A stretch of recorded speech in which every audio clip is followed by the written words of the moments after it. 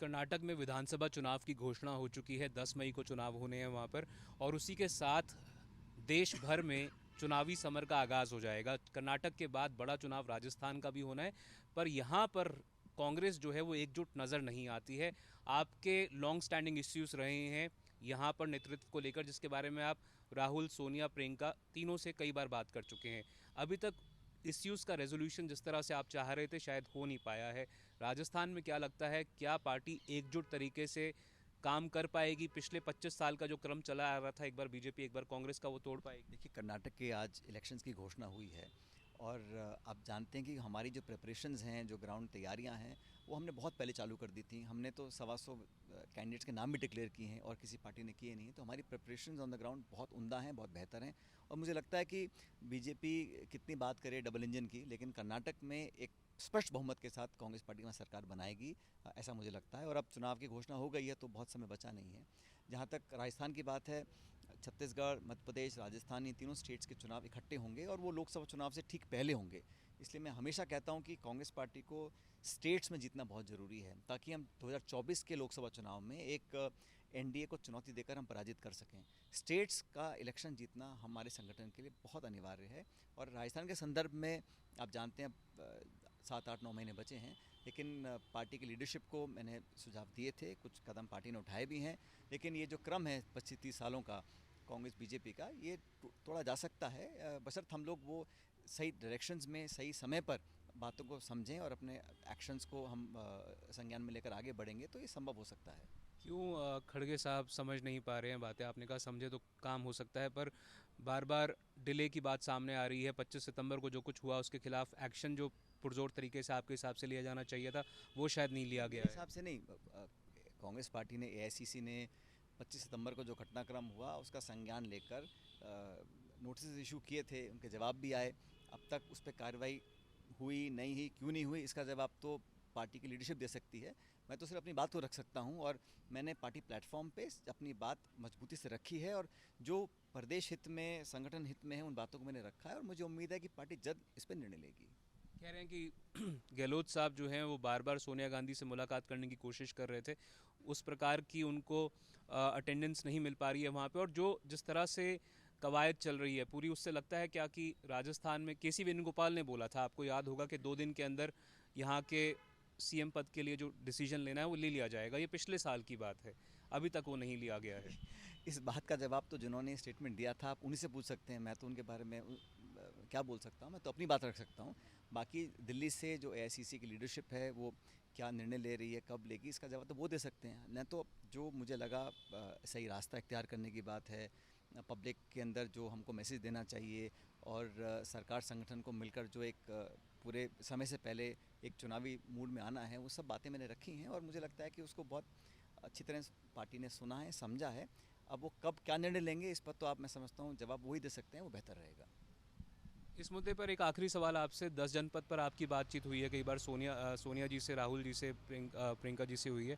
आप कह रहे हैं कि आपकी बात ठीक से सुनी गई है, पर जो ब्लूप्रिंट आपने पेश किया पार्टी के सामने, नेतृत्व के सामने, उसको लेकर पार्टी का क्या कहना है? क्या उनको लगता है कि राजस्थान में अगर अब चेंज कर दिया गया नेतृत्व तो पंजाब जैसी हालत हो सकती है? ऐसा है, जो मेरा डिस्कशन लीडरशिप के साथ हुआ है वो मैं आपको क्यों उसके उसके बारे में बताऊंगा। ये हमारा उनके बीच का मामला है और जो हम सबके हित में है वही चर्चा दोनों पक्षों की तरफ से हुई है। और जैसा मैंने कहा, अल्टीमेटली क्या डिसीजन लेना है नहीं लेना है ये लीडरशिप के ऊपर डिपेंड करता है। मैं तो अपना काम कर रहा हूँ, पब्लिक में जा रहे हैं। और जो कांग्रेस पार्टी ने अभी 3 हफ्ते का, 4 हफ्ते का प्रोग्राम बनाए हैं, ब्लॉक का, ज़िले का, संभाग का, स्टेट का, नेशनल लेवल पर जो सत्याग्रह की बात की गई है और सत्याग्रह करके हम लोग जो लोकतांत्रिक मूल्य हैं उनको दोबारा स्थापित करना चाहते हैं।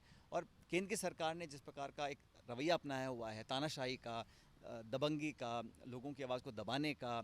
अब कल लाल किले पे पार्टी हमारी मार्च करना चाह रही थी, वहाँ परमिशन नहीं दी, तो आप हर जगह कर्फ्यू लगा देंगे, धरना देने देंगे नहीं, मार्च निकालने देंगे नहीं, अपनी बात रखने देंगे नहीं। तो पब्लिक को पता होना चाहिए ना। और लोकतंत्र के अंदर विपक्ष एक बहुत महत्वपूर्ण अंश होता है डेमोक्रेसी का। उसको आप अगर काम नहीं करने देंगे तो मैं समझता हूँ ये लॉन्ग टर्म के लिए बहुत नुकसानदायक है और मुझे लग रहा है हम सब लोगों को मिलकर इसकी आवाज़ उठानी चाहिए।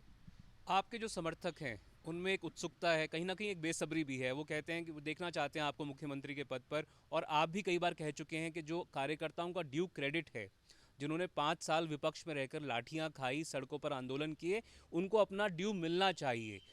उनको आप क्या कहना चाहेंगे, क्योंकि अभी तक कहीं ना कहीं उनमें एक सेंस ऑफ डेस्पिरेशन अब आ रही है। ऐसा कुछ नहीं है। मैं जो मेरा पक्ष है वो इतना बड़ा संक्षिप्त में बताना चाहता हूँ मैं आपको देव जी, कि जिन लोगों ने पार्टी के लिए काम किया वो किसी की भी नेता से संबंधित हों, किसी गुट के भी, कथित गुट से भी हों, लेकिन पार्टी के कार्यकर्ता अगर हैं तो उसको सब लोग मान लेते हैं। लेकिन जो अधिकारी हैं, ऑफिसर्स हैं, वो रिटायर बाद में होते हैं, उनसे पहले उनके नियुक्ति पत्र आ जाते हैं।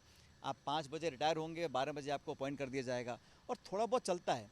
लेकिन अगर एक लार्ज स्केल पैसा होता है तो वर्कर्स को, नेताओं को लगता है कि भाई हमने पार्टी के लिए काम किया। और जो अधिकारी पहले 40 साल राज किए, उनको आप भाई थोड़ा बहुत, मैं जानता हूँ अच्छे लोगों को मौका देना चाहिए, सिविल सर्वेंट्स हैं, कोई जुडिशरी में हैं, कोई ऑफिसर्स हैं, अच्छा होना चाहिए, लेकिन अनुपात के हिसाब से होना चाहिए ना। तो मुझे लगता है कि राजस्थान में कम से कम हम लोगों को इस पर ध्यान देना चाहिए, एआईसीसी में भी, प्रदेश में भी, कि हम अच्छे कार्यकर्ताओं को, किसी भी प्रांत के, किसी भी ज़िले के हों, किसी भी कथित नेता के साथ हों, लेकिन पार्टी के हों तो किसी को कोई दिक्कत नहीं है।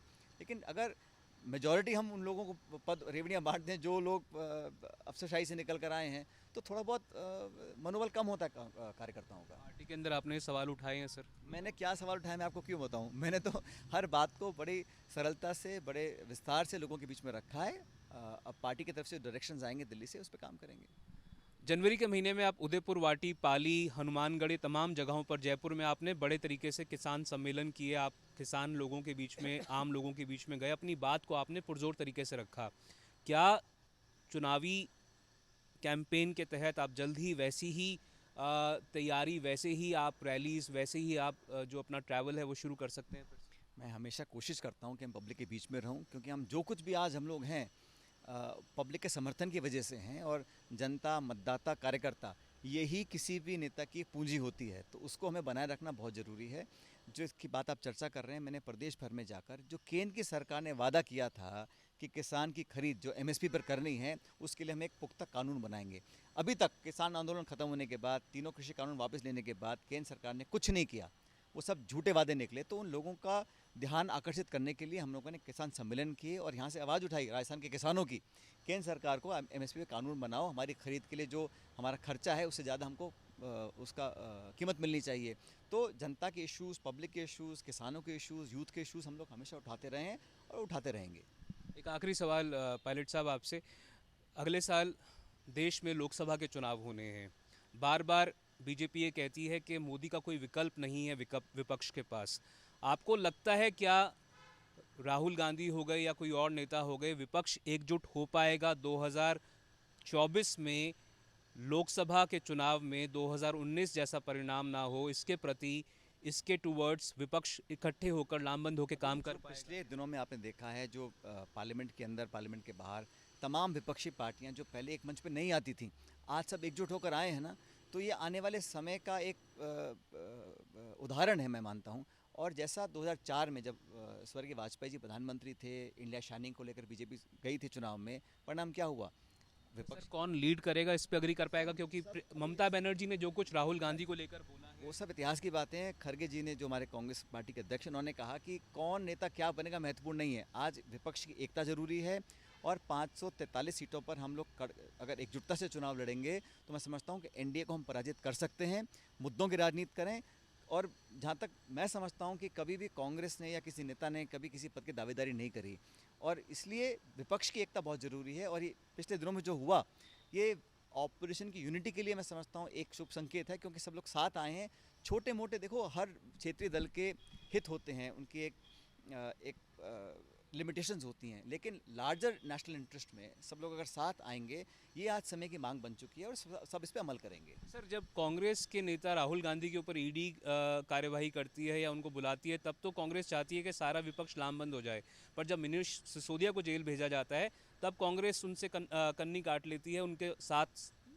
हम लोगों ने, हमने शुरू से कहा, कांग्रेस पहली पार्टी थी नेशनली जिसने कहा कि सीबीआई, इनकम टैक्स और ईडी का मिसयूज़ हो रहा है। आप देखिए, आंकड़े बताते हैं कि 95% जो छापे, नोटिस और रेड होती हैं या एजेंसी की कार्रवाई होती है, 95% विपक्षी लोगों के ऊपर हो रही है। ऐसा पॉसिबल ही नहीं है। तो कहीं ना कहीं उसका दुरुपयोग हो रहा है और ब्लेटेंटली हो रहा है। इसमें सब लोगों की एक मत है और मैं समझता हूँ एक व्यक्ति एक इंसिडेंट को ना हम तवज्जो दें, लेकिन व्यापक रूप से कांग्रेस ने हमेशा कहा है कि केंद्र सरकार का विरोध करने के लिए हम सबको साथ आना पड़ेगा, और मैं समझता हूँ कि 2024 से पहले हम लोग इस काम को कर पाएंगे। तो साफ तौर पर सचिन पायलट ये कहते हुए कि लोकतांत्रिक संस्थाओं का मिसयूज़ हो रहा है और उसको ओपोज करने के लिए विपक्ष को एक साथ आना पड़ेगा, और 2024 के चुनाव से पहले इनका कहना है कि वो कहीं ना कहीं संभव है, और कांग्रेस की अंदरूनी राजनीति के ऊपर इनका कहना है कि इन्होंने अपना पक्ष अपने नेतृत्व के सामने रख दिया है और जो कुछ फैसला लेना है वो उनके हाथ में है, गेंद जो है उनके पाले में है। कैमरा पर्सन मनीष के साथ मैं देवंकुर वधावन, जयपुर आज तक।